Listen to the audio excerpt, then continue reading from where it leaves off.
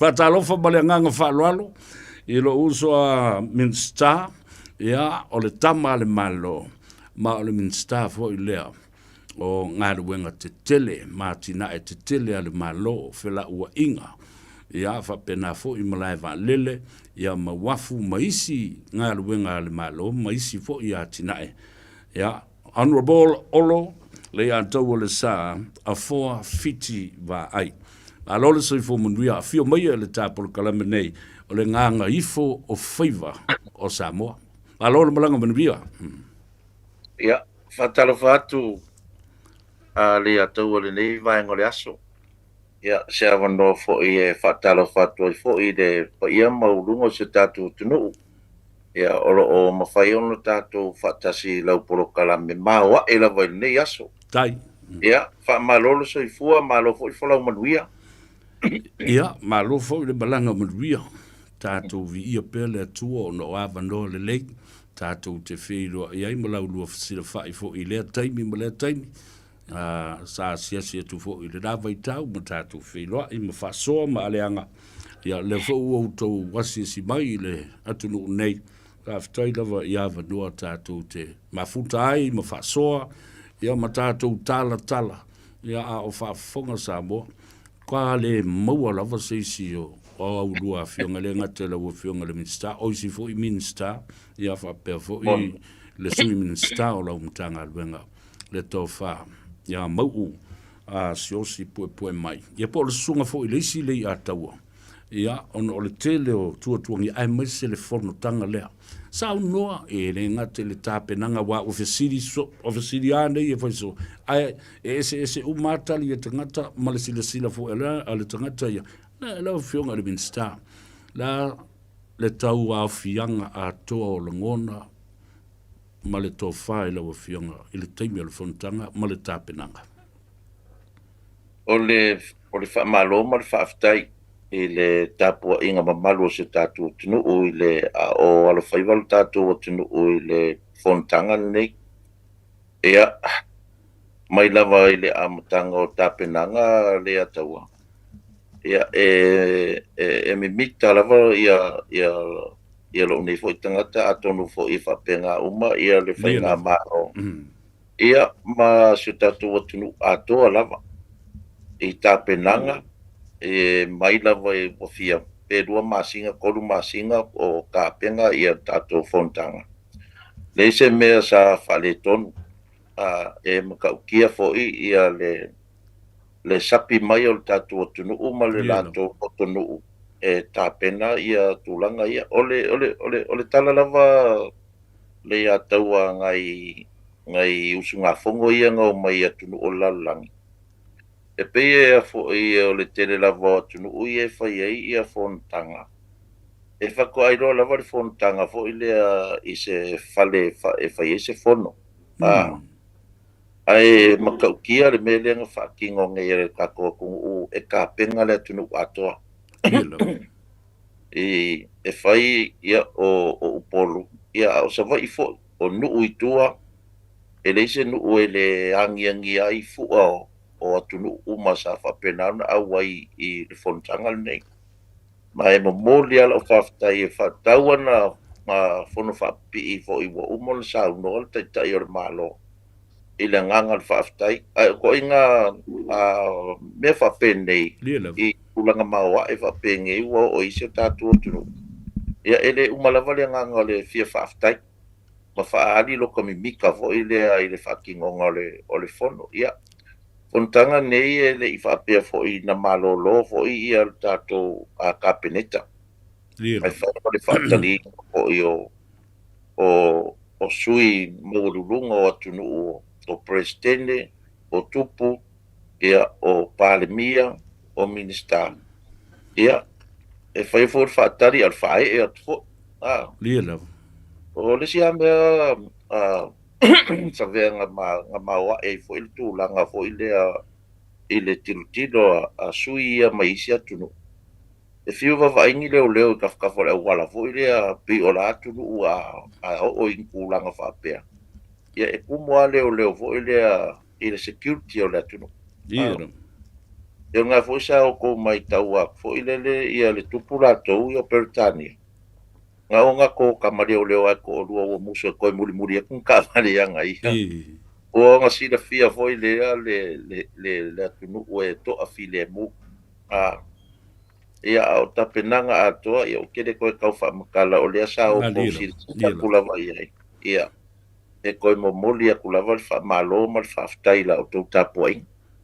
Ma lo whaftai le sa mo fui la o fionga le Minster fono whapi le saunanga fo le te tai o le malo le nawa ta oto I panga ia ma ua ulu mo ta lau I so se tuli mandu le lalulangi whea lava ai ia Samoa o le nganga le na e tasi la o fionga le Minster na o le nganga fia ma le nganga whaftai ia wawa ai tu fo I le tupu ia wa o latunu ia tau papa ia tu lol tangata I le tupu o mai fita toso maloka ma ave sisi mea ma fa sa tangata ale mea lena mai tauina nei o sau ale tupu mai lona tūlanga mawalunga malana masiofu sau I le grassroots level o tangata Samoa ma pai atu, ma fusi atu, ma whaatalofa e o aris kengi ki mo le silo ma kua mo kaanga ma kongu ala pa o yo ranga kisi le ala whaura Fatu ai foi. Se na matau tia le. Ia ele ngata foi le tupo Peritania le atawa e whapenga foi ia si kupu foi le o wangalo foi ia kia ule ingo o le atunu. Wa station e po Watini. Watini ia. Watini. Ia e whapenga foi ia si ngā kupu. Ngā kaungu waku foi langa vae e umanga fika foi e pui fo ngai ia kai mianga nga ko ia o ale nga ka so ia ka fa ia e duanga o ia ia ko le o ia e kupu so esa nga king e ka ko tunu el ko alu mo ko ave I kua o le mali ia au fo ia ese fo ile va ia tu one million ton o le talinga malo le no fo ile lo fiong le Minster o le talinga malo le tunu ato au mata mai ia whaatumutumu ia fio anga mai tu malo te I o mai ta mam tina matua awa luma o tane awa luma o teine le whanau se o lava I le tupulanga laiti e mata utia le involvement ma le fianga sai ai o tātou tangata ono o le nganga e tasi ma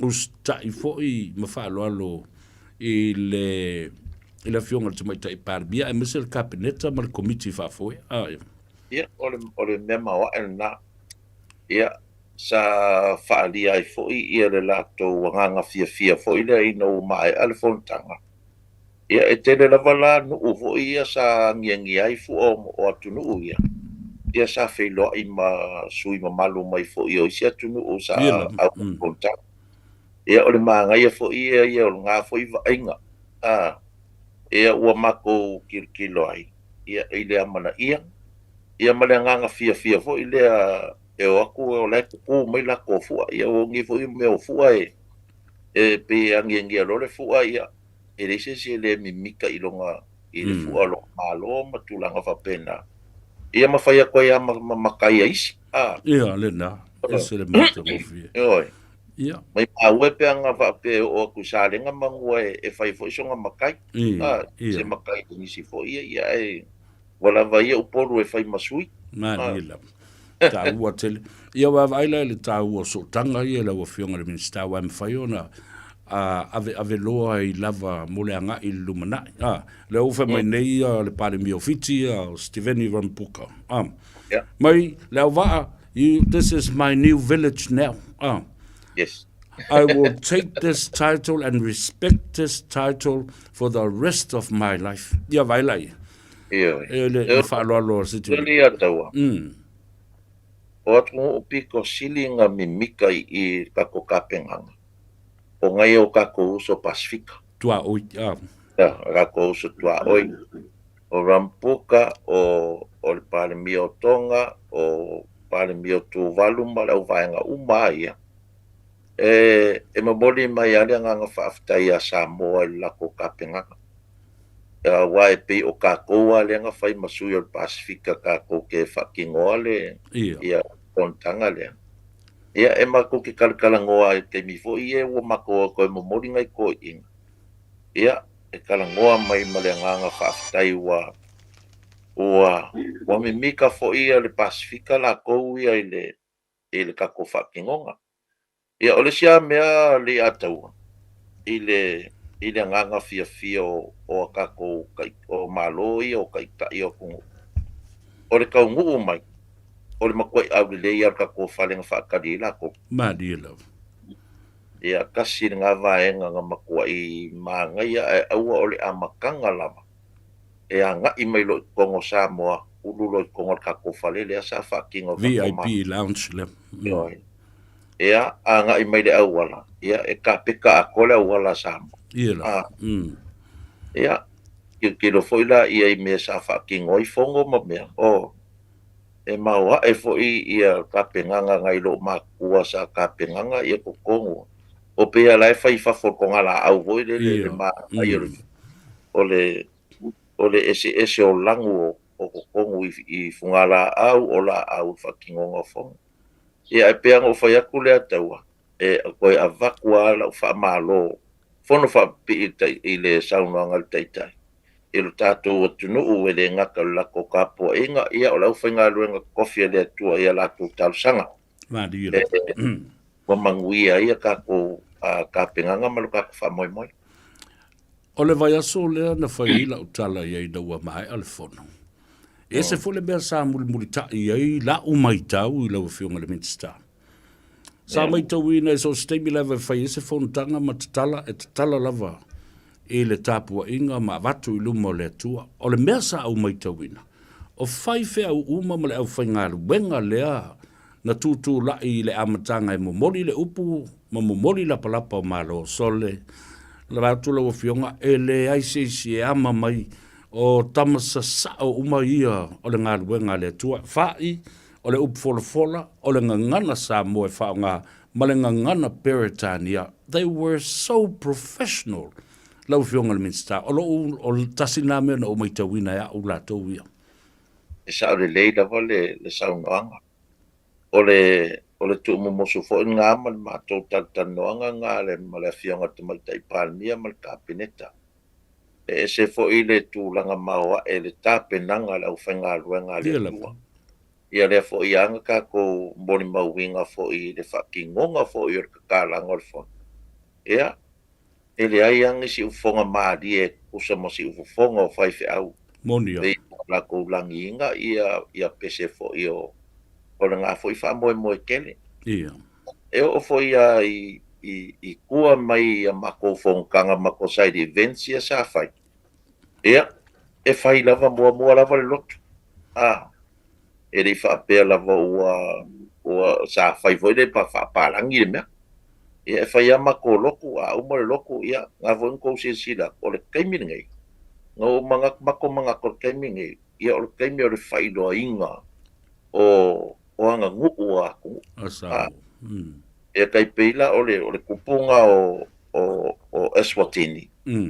Ia, ngā lakua fo ile le vakua le whafonga le atunu. Ia ngā lakua malonga la eive, ngā longa ia afo ka ai ele. Ia ele kimo e. Ia o wika loa uia. Ia o lakuloa kalo ufu e kupongo le fonga la kisipo. Ia matatala loa ma le tau o le tomalo. Ia o le mea ngā o paula ngā o le afo i o se kua lalo ua sa o i lau swimming ska. O wanga sa ungi lo kia kakala le fongo ngā. Ia kua lalo mai lo lau swimming ska. Ma ngā ia ave lo ufu e. Ki ngā o whaalonga kia uoki lo maariri a whai me kakala lo off. Ia whai mala ula whalala le sa whai le mala unga kakala i fo i se kasi o fonga. Maali lau. Malo, e se le tā ua awa o leo wawa atu nei. O le fono o Samoa. Ai pēna tatai uma mai e Samoa, sa iei maoli, sa iei a poliki, na matua tofusia uma atu nuu o le Pasifika, ma lātou sui i le taimi o le whaalinga, o tū maanga ma whaafiafianga o lea lava po. ese le matautia. Nanga le fata tala no atu fo ile ila ufionga. E tu sai o oe lea sa e ai. Dala ufionga ma e mata ma e vavai foi. Ia o mato whaafitai i le komiti whaafoe. Ona Samoa le avanoa, o le radio Samoa. E pu e ai ma whaasalau tu sa o mai. Ia se vaenga o ia whaafiafianga ma le fono lea i lau fionga. O le mikanga ngā. O le usunga afongo ma le kāpenga ngā le fono nei. Ngā kāpenga uma le Pasifika ako. E ngaka o le kako akongo. E pia ngō whaiak. E o ai atu motu uma lava le Pasifika. Na kāpena fo i lātou ia. Ia ka ke vai a fo i le anganga whaafikai mai o ka ngu o isi ia kumoko le Pasifika. I ia ka kou Samoa. Mo le kāpenganga wa ka ua koi malako. O le peo le anganga whaafikai le ngā. Ia lau. O le si mea tā ua tele i lau fionga. Awai le ia se Faiva le se mau. A tonu fo i tu ma tilo ma toi vai na isi vaenga. O a nisi mea te tau na whaale leia. Mo le lumanai. Ia, o la mona na o tangata i whapena fo i mlau su e masei. Awa, o lai o nare tātou a miu i o ma mātango fie me le matamatatu. Ia na pawale. E fo i sa mai e le toi ina ma le ala ma fumai. Kua ma i mau aku pe ngalu i o le whaingo le regional airport ni na whaindi. Na mai o su e kupe. O na whawhena mai le nā wālele e se i o. Au le ale ngā wheo i le 2 miliona ta la ngāla u aka o whakua ale mo o tonu ar matal doanga le whionga le. O te hofori i ni tangata. O lai whai le whono ma le lei me lai whai. O lea e whaasala lau mai whafo. O le māta ngā whai o le afo o le malai vālele. Ia ai toi au mai ai whamai o le mi ngāo o le whionga a whamui nā. Ma le puenga o le la tauzu. O le selfie. O whatu, o tali atu e le tali whamui nā. Ai. E whape koe mau se kaimi whape ngi koe whaingi mea whape nā. O la fo i lea mana ia le tupu ia mana na masiofo. Lea le fo e fau i le to ia mea o puela selfie. Ia. Ia kia ulawa ia i a whamuina fo i po le whionga po le whatalenga le tino. Ia a Kongo o songa fo i le peu o fia wa maua se apa fo i ma lea fo i kangaka o le kupu o Peritania. E peu wa mga o i whaisanga se la aka fo i lea ma mea wapenga o le anganga o le fia ia kia. Ia ai o se kulanga fo i e ka kou ke kirko ko ai ai wai o le whako aku la i mengi se mea whapengei i ro ka kou aku o lea kau ke whiora. Sa o lili la. Ia, se mea whapenga, ia. Ai, o mea ngara wari inga korua. Ia, o ka longa whapokiki.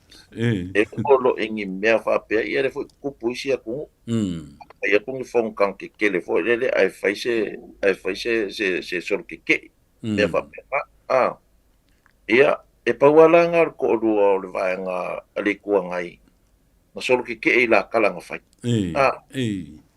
Ia e ka whewhe le atua ma le whafonga fo le tunu. O le mea nganga mako karangoa i ai.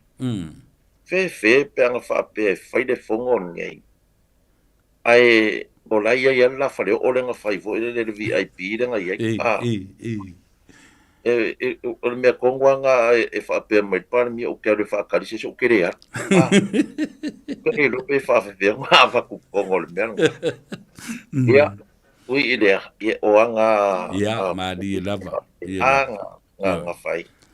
Ia, ango kere fo iai. Ia, o ngā kupuai fo i leo le ika ma le kulanga whapea ngā. Maari e lava. O le mawhanga nano o mai e wātule sau na ngalo whionga le minista o la whau.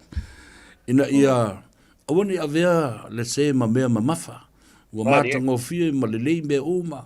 Ia alanga o le nātura o le tō ina ma la wari ia kolo ala whaingoanga o la wari ia. O le e ke mga kua fo i le ataua. So se a inga lava poko po se whala pokonga. E kawanga i inga ka whaale le le. Ia. Wala wala le wari inga ko rua. E o mai la o mai fe mai ia le peso o le pau. Le peso o le pau po le o ngao ne ia fina mai ai vun dia fituai.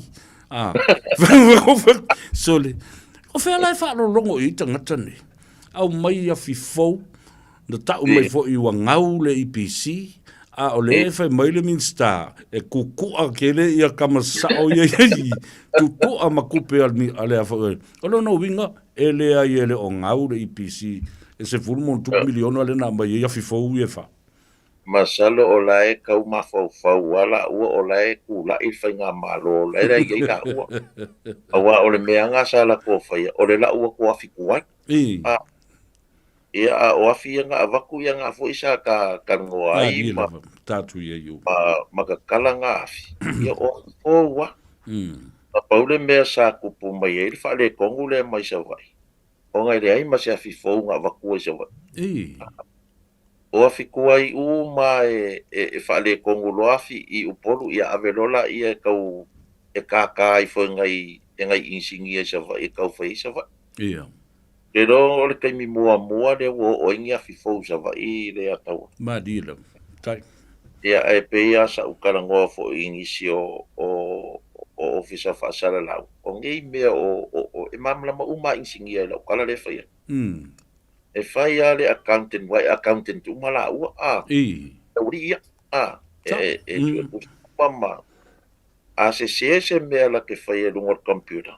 E ma fai ngala fa sa o fo ile le ngare edit pe a fo i pe delete ko fa sa ai a sasi la insingia i mea nge yo afi ia e sasi la val fa le ko wa ko se mea fo ile a supply bale e fo ia nga mai ale finga ngalo fo ile a mai a fa pe o le afi pe o se afi kuai al mea i o le afi fo e kusa lava po se afi fo ai lava se fale kongu o se foi fale kongu e au mai ele me nga fa wele a fila ko kele i mo se me ongo fale kongu wai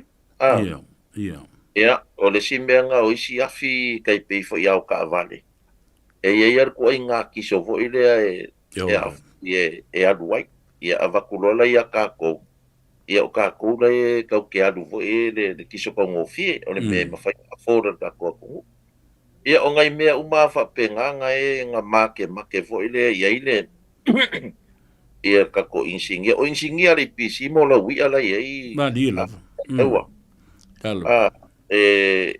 o kulanga langa fa penga ia e pe o langa ka kuli loa ia le IPC a fa pe o ngia fikuai okay do a fo ia ku Samoa ula kule ave mo meu invoice o meu umanga e ka o mo meu afifo ia o ke mingi Savea la wa ko operate uma afifo wa lua pa pe vo den ka kana mo e vaku afifa lua o podu lua ave sava ia le la uma le jakom asa ko doi ia i podu na lo ave lo la le sia fi fa lo ia fi ma la fo wale le uma fi do nga la wale le dia fi le sa fa le kon ia pe o le kala kurunga o le mela lo i sa va ia e fi u la fa nga ia le ma lo si o fi nga lu ia o le fo ia ka penga ku e o la fo o fe ka u ka ko le fo ka ko o ke me kirisimasi madila lu e lo ngale ti mando manga ongo o kanga ka fa nga ngale kisi madila ala fo wala va ku ir ka penga ngale IPC eu fa foi i le kama foi le fionga le pule ia fa muy ia ka fa mai si af kuai nga la uma ia so ia e ko reserve ku ai foi ku ia isi afinga ia ai man ku foi ke man ku ka nga mo renga ile afi sa haya ku ngi sila ia moni ia lo ave ese manga afi ku fa foi me la ku afinga ia o ke le ku pesa do le IPC nga kai mai o le ile ko mga ku se singa kai ia o le ua fa solo lava polo kalambe ia le al po lenga o marsi anga fa kisi e fa le ia ke lo me o fituai la na sa tau e lau fionga minsta wa lewa na tau na malo lo fa a pensione malo lo man malo e mawhai ona ona tenda i ni whaalapuputonga pe toi whatau watu ina ia mo mai se tupe le mtanga ruenga. Mwhainga whaide tūlanga nga. Ai se ilonga la ua yengi ka koa fōua le whako a luangai vai aso kalunga pipi upara ia afi e lua. Ia kei rofo ia se kūlanga nga le a kikile tūlenga. Ia o le tenda lo afi ngai kua po oingi si o le au le private sector e mga abia. Ai sa o le leia o e afi nga. Wa leva nga pension. Ia aua maua me foi le nga avakua ua mang wakakaunga malo lo mang malo. Ia asa kau whaiar me foi lauki lomi ai lauki se koe ia umi la kiki aku se si malo. Leo ke lolo avaku koe ave lalo e afu e whaia o ngā susa. Tata le no sau mata atu le lipoti ale vaenga fo e o lo pule la umtanga luenga mlo fionga le minsta ele lava o le sapalai ma le lei o le sua vai i le vai taimi le o le fono sa o le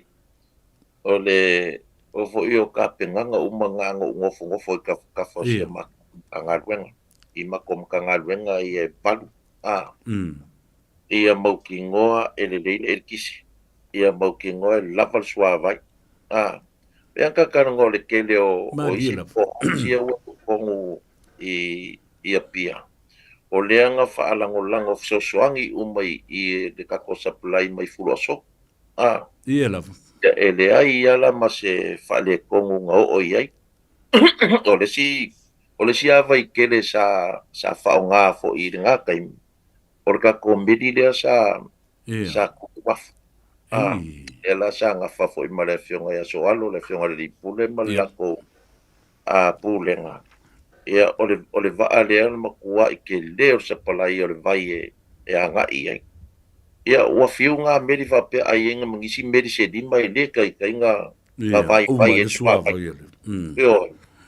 ia pe o ngai kulanga nga ia fo ia ole si fo i me ole kako transport ole kufa ingo ka vale fo ia sa ngafa fo i marka kom ka ngaluenga ole MWTI ia fa penga fo ka ko RTA ia le ataua umale le fongo le ai ma se me ngakula mai se fa le kom ia e pe ngai kala ku nga ole ka ko ka penga ngo fongo ma kulanga fa penga ia e me se fo le au nga sa fa kingo fo ia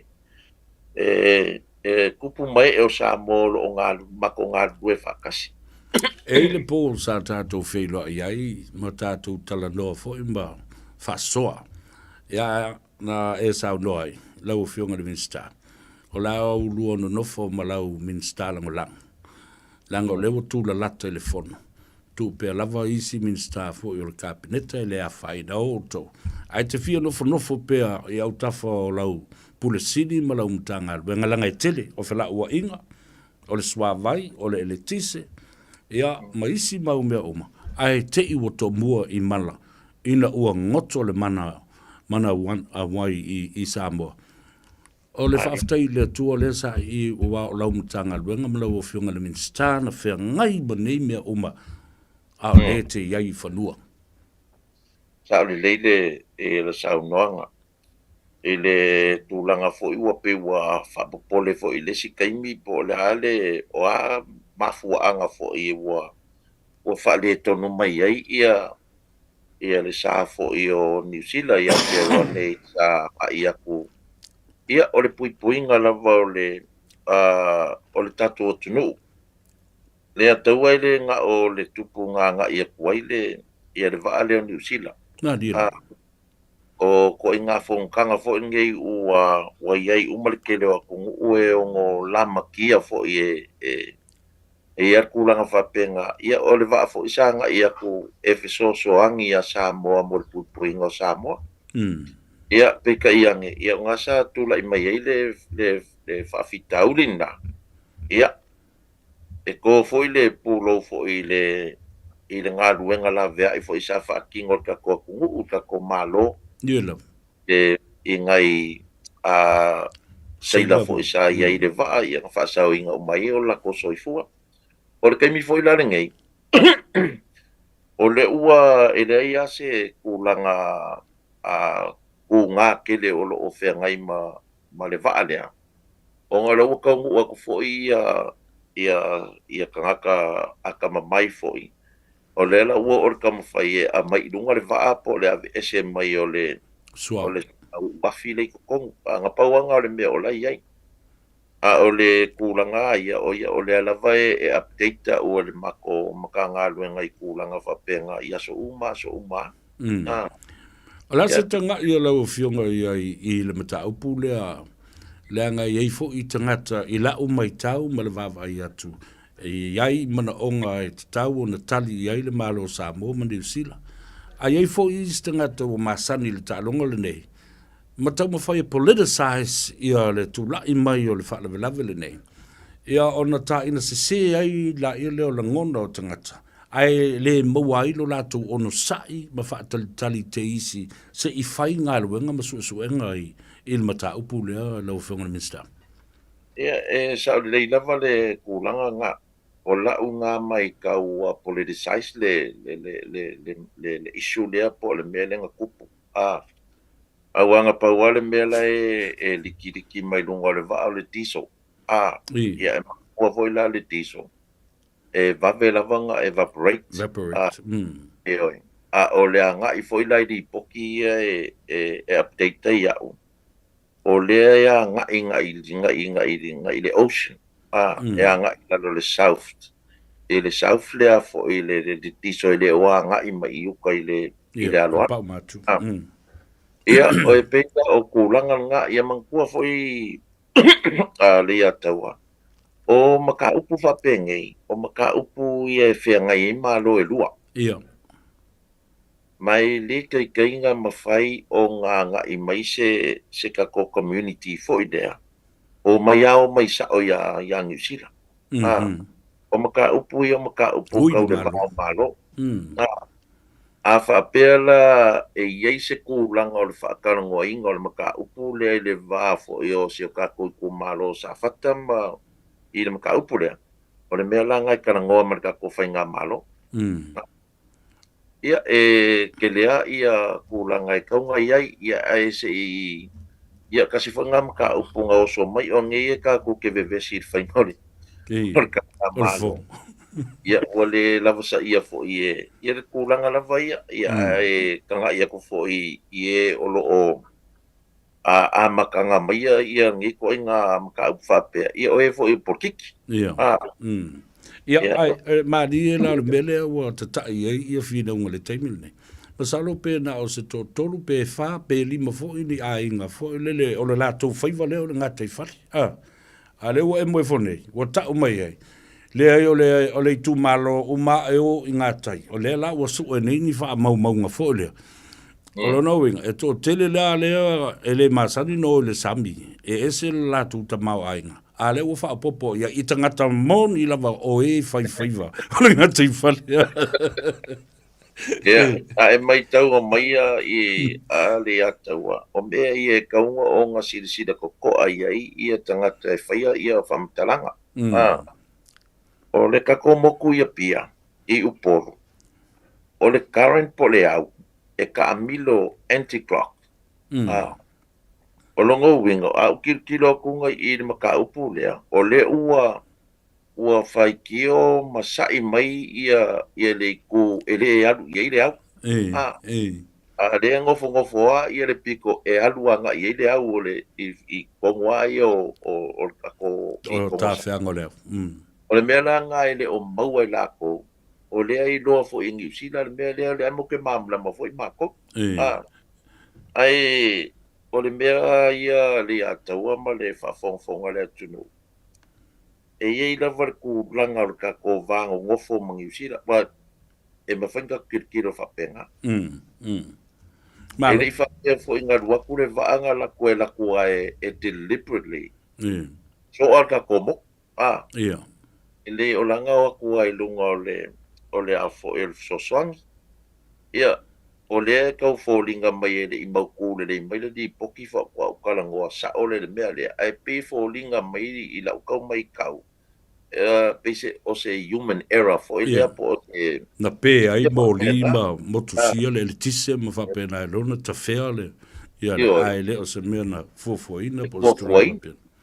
ia ke ua ia e fai fo ia le si kaimi o ka mafau fau kua ia ngi sila ia po o ka koka Samoa umale ingei wala ko taxi e fa kupe ko i Samoa so so o Mali. ia ngi sila so so ngi Samoa ka ko e ka ko kirkila va penga ia o le meri le nga iai ke le sa o ngi sila i kongole o ko ngi ngā meri i le nga fa o ngā le fa accommodation ka ko fongo Ia. wo kala ngoa vo le i se kau i le ko fa fo ia ngi si e sa i le mele yang i sila ia o ka ko security equipment e nga vaku i o e fa o ngā mle va le fongkanga ngi ia o ki as ful milion nga mea Se lau luas full mon tupu leo leo. ia o aku i me va penga o afo i o ka vali fale mai o ambulance ma me va penga ia ai le umai le sosoangi mai yang i sila i kausanga uma i le ko budget support ma me va penga ia wa le vanga faile me ang i sila sosoangi ka ko wala ma fa ngau Skolsipi. ia se vai e fai foi ma ka ko nga i fa penga i le sosoangi al ko malo e fa penga fa penga ku o Samoa umai kongo Aotearoa o ko fa nga malo le e ku lai me fa le kongo ni Mali. Nga malo ngi ia mar ko fa nga malo Samoa Savea le e fai e papela o fai aku nga o le ku langa fo ile o ke e pe kom salomia fa pe e fai nga fai se ku langa fo ile be a fo ile le fa Samoa o le ka ki ia fa pe le me e ai lava ia ku langa pe fo nga ma felo i male sui palmi ai i Samoa ia e ko nga i lava nga i lava ia le fai nga ka ko fa unga Mali.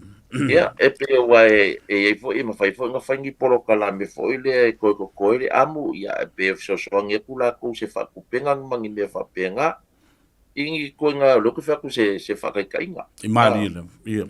ia o ko nga me ala fa penga ka wo yon ka ko ki ko a fo ia e pe ang o fai ya ku pe o le me nga fa me re wori ia ko lu nga fa me ia e pe fai ya me ia i le kai me wai ai ia ke leo kungu uinga whapea ele anga ia whai ngā malo ngi mana kome o manga o vavele compensation le teimi le nei a se fai mo moses ona ilola ele fua pe o le ale tu ai ngā tele ele compensation o le ala fo le na la ilo le le te ta i o New Zealand ina o silingia po o mai le teimi tau no tau fato ese ya Samoa o le tali el parmia wa umona o fai no fa maulalo atu fa fie il telo interview ai le o le taimi e taua lunga ai su enga ma se malienga au tasi le va o te tai o malo e lua.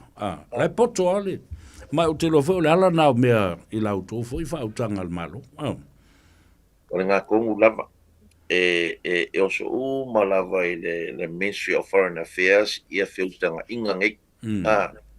Ia mantua fo i la o le Minister o le Foreign Affairs o le afionga le mai tai palmia. Ia o le palmia lava la ma le Minister po le palmia foi ongi sila. Ia kalkalangoa ma faila ia pola se fai unga kala fea ngai mo kungu o lua. Ia nga umale. Ia, malo. O le ata se e atu i le aunga o le malanga. I le fio mai ma le tala mai o au. I le neiba i teimba le tausanga na ua mai atu ia le fontanga tele le ma le tatu talinga malo. Ia inisi a fuafuanga luan mamau le malanga mai ma le fionga fo i le swimming star. Ia o le ua mai a ia le a fo i ka ko male va le makulanga va penga. Le la ua mase e mai ma le fionga fo i swimming star. I le EPC mo le whaua winga o kako solar projects. Ia, ma o mai lo i le kako kampangi va. I le kirkino le kako o le Samoa le ua le vangenga whelua. Le vangenga whelua I kako le Samoa o makua I fiu e suengi pātso le o siva. Kua whaisi omi wa lua sunmong kupu kausanga o kaukua fo le Samoa nga I le atunu I le vāo modifangua masalolonga. Ea, o le kia ranga o le waa lea vatu whaafonga le atunu ua koe whau a koa le kia fau. Ai le la kiki le kau o le ngafo I a vaenga o whalea ngainga. Ia le kako waa lea. I la ula ma le mai kau fo ia le fionga fo I le lipule le fionga le ataua ma le lako pulenga. Ua kau onga kirkiro kako malo I se siva. Madilo. Onga wakele le kupe whaalu I repair and maintenance. O le waa lea le Samoa le malanga I le vāu polu ma savea. Ia onga whairola I o la karsanga fo I kawala mai la le whaupuanga mai I le ripule o le kampangi waa. Ia whapenga fo I le ripule o wafum kaulanga. Ka kaulo onga vave on kako kirkilo I se waa mo savea mo pol le waa lea. Nadilo. Ia o le lasa a verkalo sanga I le fionga fo I palmia ma le ainga kapeneta. Si o mako mai ai vaai le I Australia. Tua la vaanga mako mawainga le vaai I Brisbane.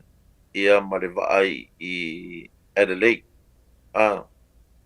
Ia o vaalanga maukeo si mako kirkilo o le ale vaai kalafea ngai le makako. Ia anga avakulava la ngai information so o waa ia. Ia o le waa le ataua. Ia o le waa ngai se waa kele. Peia o waa ia whewa I le vāo moku fo ia ma vāo wafu ai Australia fa penga fo le waa le pe anga I le loi karaskeke ma.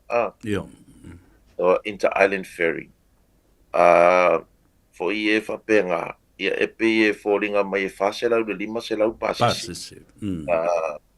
O le komangkua le ia o le sao ai alua I savea I po le korsu 5 minuti. Korsu 5 minuti.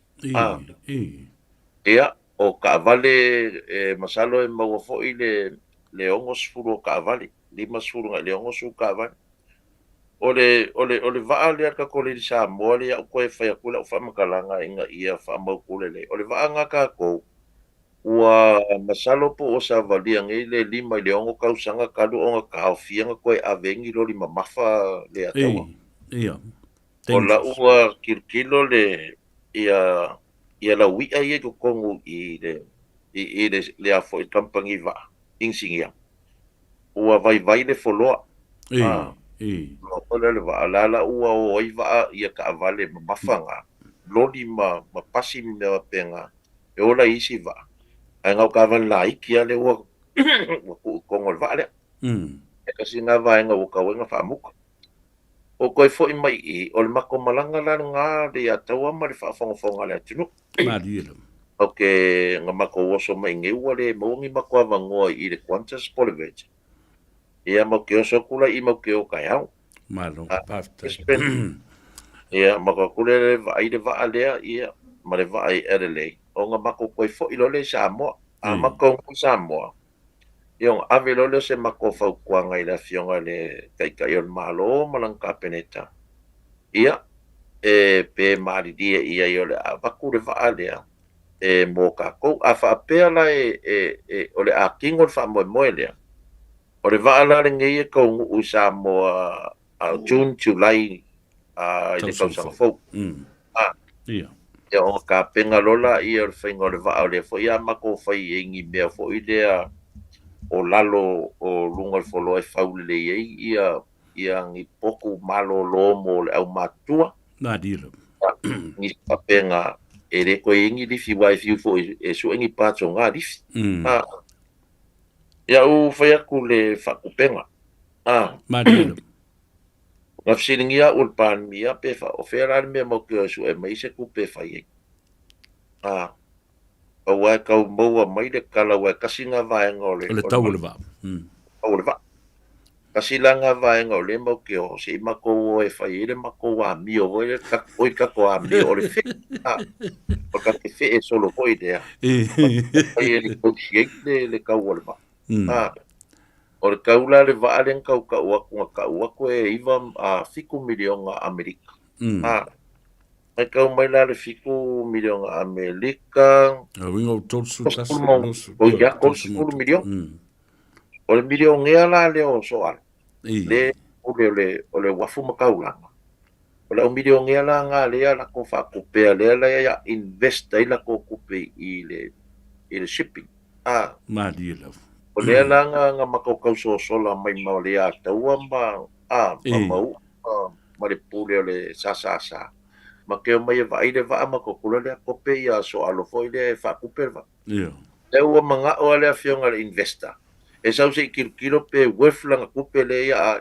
fa ka wele va ale Mariela ya o le si di pure le ma ke la fionga ya tasil fa i le pure ka ko Samoa shipping services ya o ya ko le ma la ko pulenga le nga fa ma le kuru wingova ya ma sai la fo i le fa nga ruenga o mai kongo va al ai sia kongo le vo ila e fio mai nga fionga se isi la sida i le vaa po o yengianga ka me ke kulu e vaa le nge ke o va ku le vaa le ngi le se so na va ia mara tu mi skala le atawa ia ia o kai ku disingal ma ko fa nga mara mali ia o le kai ngal ma ko fa nga mara ia ole sil muri ale la nga tawana o ye sa no nga la fionga wale no tu le wali i o tu tala no mai le tio fo le la uli le ngali le fi tala va yawe yes kamo kole mai fo ale o tala no mai fa mai o los ful malima miliona le na va to fa le regional airport na ole matua mai mawal time lua o auto no fomo mato to tongi ale se lau fast full wafe le Fiji Airways MIA e testa le tatou tarmac ia ma le tatou regional airport sa no lau fionga ina mata upulea ina ia moe ai lola ia va ia fe e le au ma le po i le mata upu no fe mai maunga ato a o tia ia ti a vea sa tau na fai fa le mena ia sa no muri tau lunga ia alo fa ngai me ke lo lia taua o tia vea lea ko kiki kolus fulu milionga nga suanga la vole awala e fai le ma se me nga fai ai ia wo vea ko nge o le pisa mai nga mea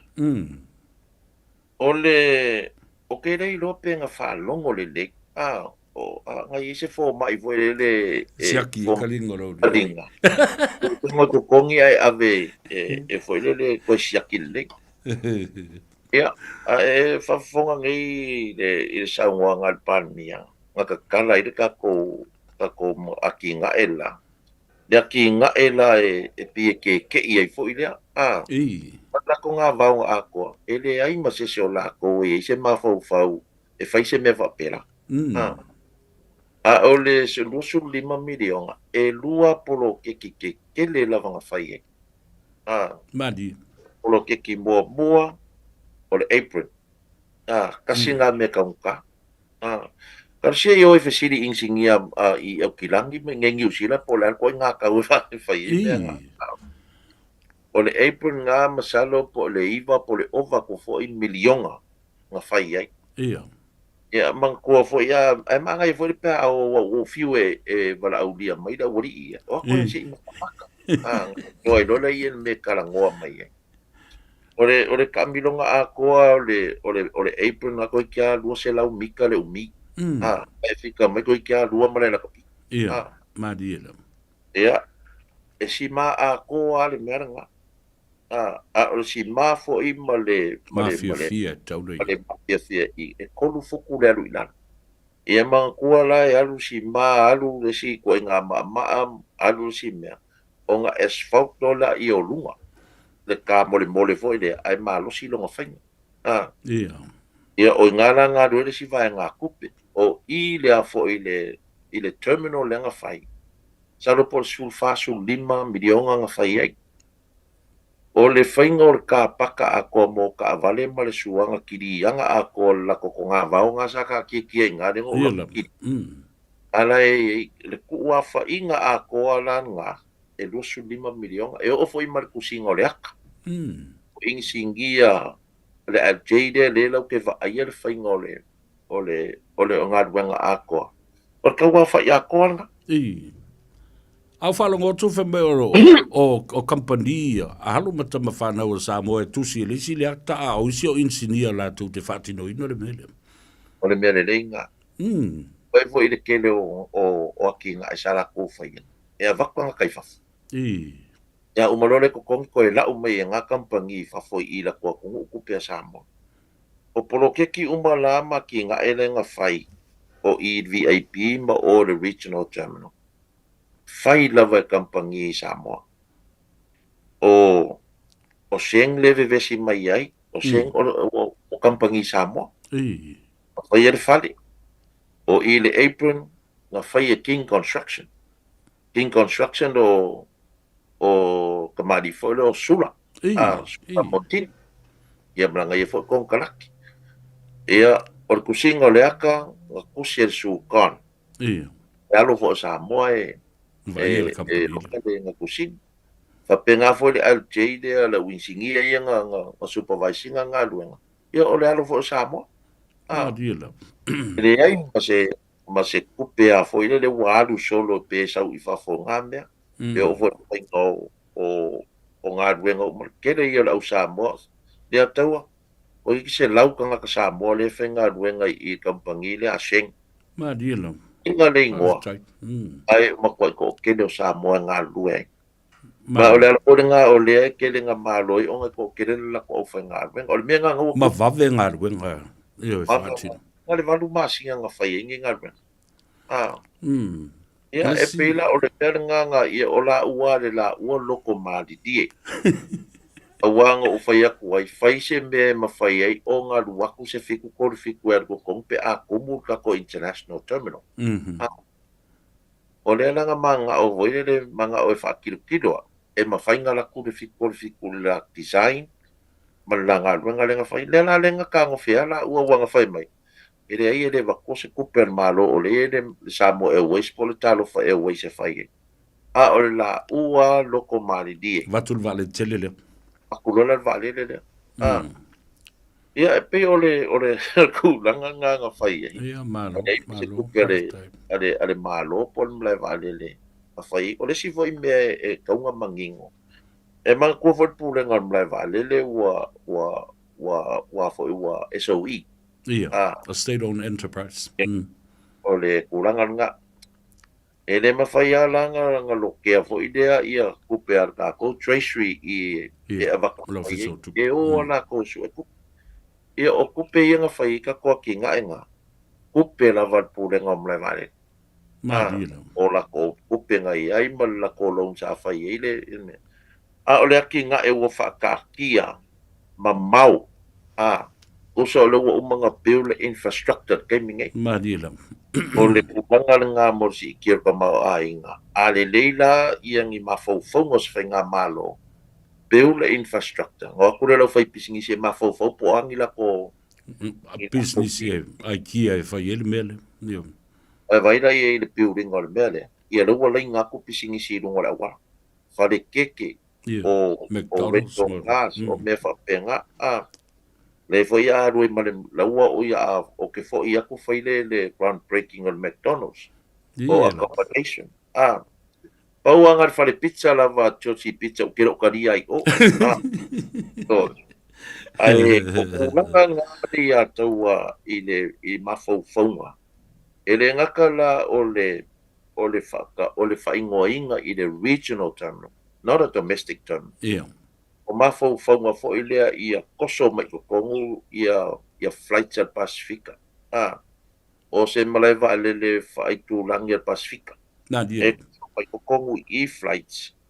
Ia inga ia hap ka kope fa a center le ia feo inga fa al kongo Pasifika I ka ia mai mana ia fo I lau fionga o leo tau manu o manatua new thinking o awala fou o aitia fou leo au mai nei fata otola ia lea o le Vaai o mea ia e a ngā I mai ai mai o manatua fo I a mai e wha o ngā le tātou airspace ia tasile nā new money parking space ma landing fees tasina tupe o le mela le ngā pe fo inga ko mai kaua o le kere fongo kanga ia o ke alu mo fongo ma mako kalango ai ma miska fo el civilization ai sia ko o Pacific ia e lai fa ngau mai ai o ma fo fongo ai ma dile e fai ara singa ma mau le mea le alu ai o ma fo fongo lo le ori ia ko pasa por kausanga e o kua ngaka mai le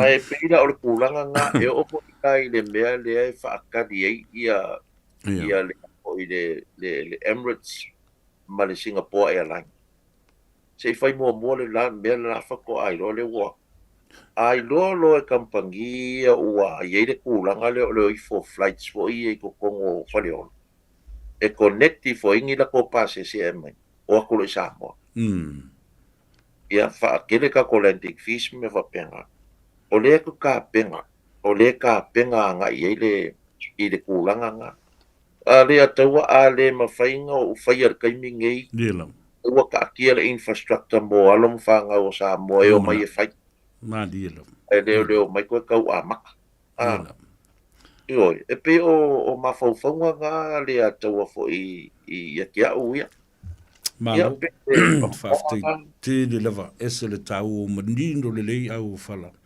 Ia, mai e foi au la pe wale whalongolongo bai ia le to tele au ai pepe se le au mo le po ia pe wa fa nga lava o ile ungali ile na le te fa ngoi na le o meu useful idiots o meu vale au nga. Ai, mo le tu lo fanga. Ni le fionga ile swimming star.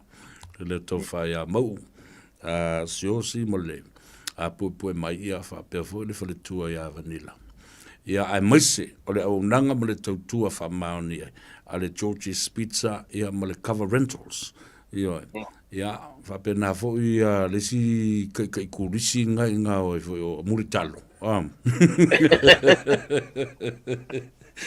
So ia fase ba fo ai ia manuia lua whainga malanga mautou uma tanga I foi masila sila I va o lo fuafua ia ia lau whautanga mole lumanai na ia whaingofie ia whemalanga inga ia malisaunga le mu lea I le vāre o tātou o lewa amata mai lungo le wafu aluatu ai I fale ainga, fai potu whaatari, maluru, lea wa se I va, ia, whafte tele le nato whai lau fionga.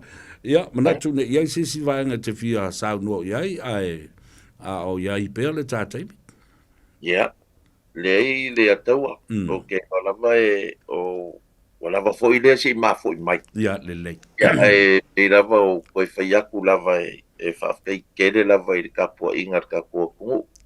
Ia la ko kalsanga foi ia e maua I mafaufaunga ka wala mai kalsanga Ia faufau ai si o ka ko kungu ia kinga ese ia ua se manguia ia mo ngei e mai se fo ia lom fanga ula lo vaoa o lo ngaso solo mai e kai ka isi o tatu o tunu ia ai kai foi mo le fa mangianga o le amako o ia a kongu lava le a fixe laki ma manguia foi kako ia pe lava o le ua umanga whakakia ia kako wafu o le fionga ia soalo ia koe o se va e whaongale le ia kako wafunga ua makango fie mea ia ai whafkai kere mo lo mako wavangoa a le ataua ia o le foi alo lo whaku le usongei ia lava ko o fale mako ko liman mako o malanga ma dilo ya e mo ke kwa mako fa solo mako ko so solo ku Samoa mako ko so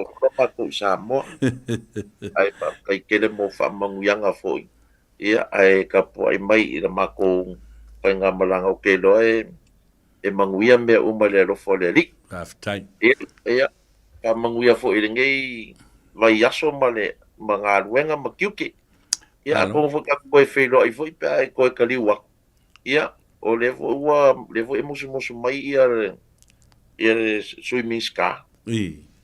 Ko e fio ko le fo I le si me alo fa mo o e pa fio. Pa te tele o lau lua pule lea. Ai, alofa tele atu I lo tātou uso e aso alo. Pa te tele I le nātou tua, ia, mai se foi o le anga le lei o le tua o lo whao ngai nai o tau Faiva na, ma tau te ai uli atu iai. Ia ma tapua I atu I maota malawa ia o tau alu Faiva. Ia ma ia manuia fo I le whetaloloa I lungo awala tele vavave o lunga fo I o le sami ia whapea fo ia le vātetea I le whewa I vālele. Ina ia whaatafa I le atua ni peau langa vale, ia ma whaamoe fo I le peau ua fia ula vale. Ia. Ai ia manuia tele. E ataua o male nā I tū lau fionga I le Minster. Ai tātou toi whiloa. Ai whaasoi fo. Ia alof tele atu. Manuia tele nei e fiafi.